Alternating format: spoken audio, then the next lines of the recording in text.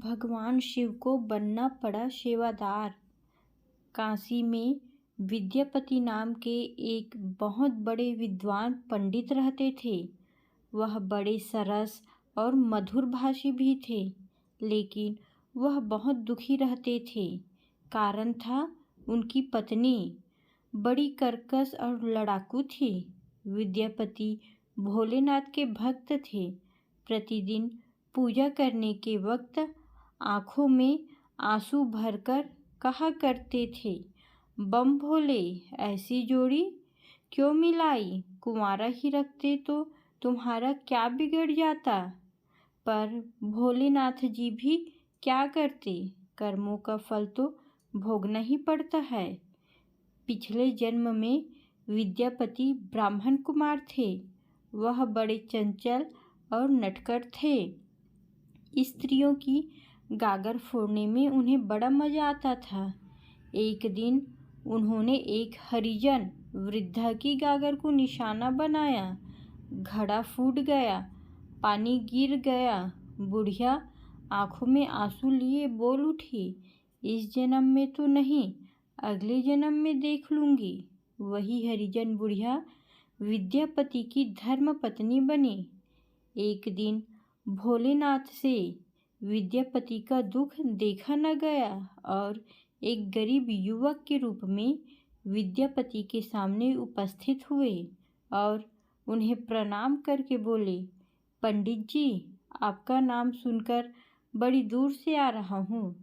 गरीब आदमी हूँ, सेवा में रख लीजिए, कृपा होगी।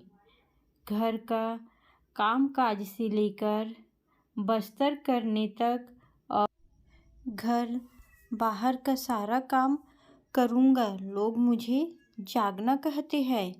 विद्यापति ने जागना को नौकर रख लिया। एक दिन विद्यापति ने सवेरे सवेरे जागना से कहा, जागना, घोड़ी सजा, आज मुझे माधवपुर जाना है, तू साथ चलना।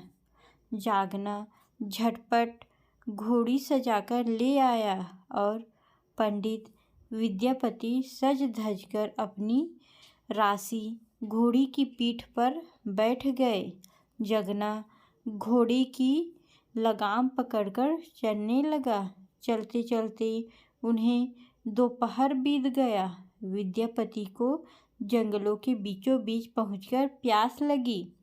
एक पेड़ के नीचे पहुंचकर जगना ने घोड़ी खड़ी कर दी और कहा, मैं पेड़ की छाया में आराम करूंगा, तू कहीं से पीने के लिए पानी ला। जगना ने घोड़ी उसी पेड़ से बांधी और उसने घोड़ी की अघारी से चादर निकालकर पेड़ के नीचे बिस्तर लगा दिया। विद्यापति अब चादर पर बैठ गए और जगना लोटा लेकर जंगल की तरफ निकल पड़ा। पर वह तो जंगल था, दूर दूर तक कोई कुआं और ना ही कोई तालाब था। पानी मिले तो मिले कैसे? पर भोलेनाथ अपनी जटाओं में गंगा को लिए फिरते हैं, उनके लिए पानी की कहाँ और कब कमी है। जगना ने कुछ दूर जाकर ओट में खड़े होकर अपने बालों को निचोड़ देखते देखते लोटा गंगा जल से भर गया। गंगा जल से भरा हुआ लोटा लेकर विद्यापति के पास पहुंचा और बोला, पंडित जी, पानी ले आया। विद्यापति जगना की ओर देखते हुए हाथ में लोटा लेकर उसे मुंह से लगा लिया। सचमुच बड़ा शीतल जल था। विद्यापति जल की एक घूंट पीते ही चकित होते हुए, यह तो गंगा जल है, पवित्र जल, और इस जंगल में जगना को कहाँ मिला? विद्यापति विस्मय भरी स्वर में बोल उठे, जगना, तुझे कहाँ मिला? यह तो गंगा जल है। सच सच बता, यह जल कहाँ से मिला? जगना उत्तर दे तो क्या दे, वह बातें बनाने लगा। विद्यापति के मन में संदेह जाग उठा। विद्यापति ने जगना की ओर देखते हुए कहा, जगना, सच सच बता, तू कौन है? क्या सच में बताएगा? नहीं तो मैं प्राण दे दूंगा। भोलेनाथ संकट में पड़ गए। आखिर उन्हें भेद खोलना ही पड़ा। पंडित जी, मैं जगना के रूप में शिव शंकर हूँ। मुझसे आपका दुख देखा नहीं गया। मैं जगना के रूप में आपकी सेवा करने के लिए आ गया। जब तक आप इस भेद को किसी से प्रकट नहीं करेंगे, तब तक मैं आपके पास रहकर इसी तरह आपकी सेवा करूँगा। कई महीनों बाद की बात है।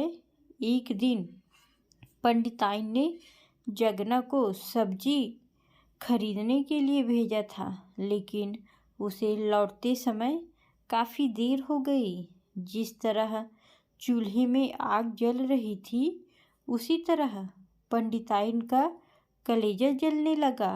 और जब जगना सब्जी लेकर घर में आया तो क्रोध में पंडिताइन ने चूल्हे की जलती हुई लकड़ी लेकर जगना के ऊपर फेंक दी।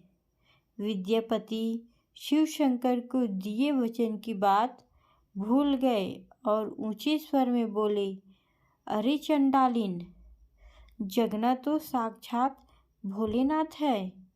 विद्यापति का कहना था कि भोलेनाथ गायब हो गए।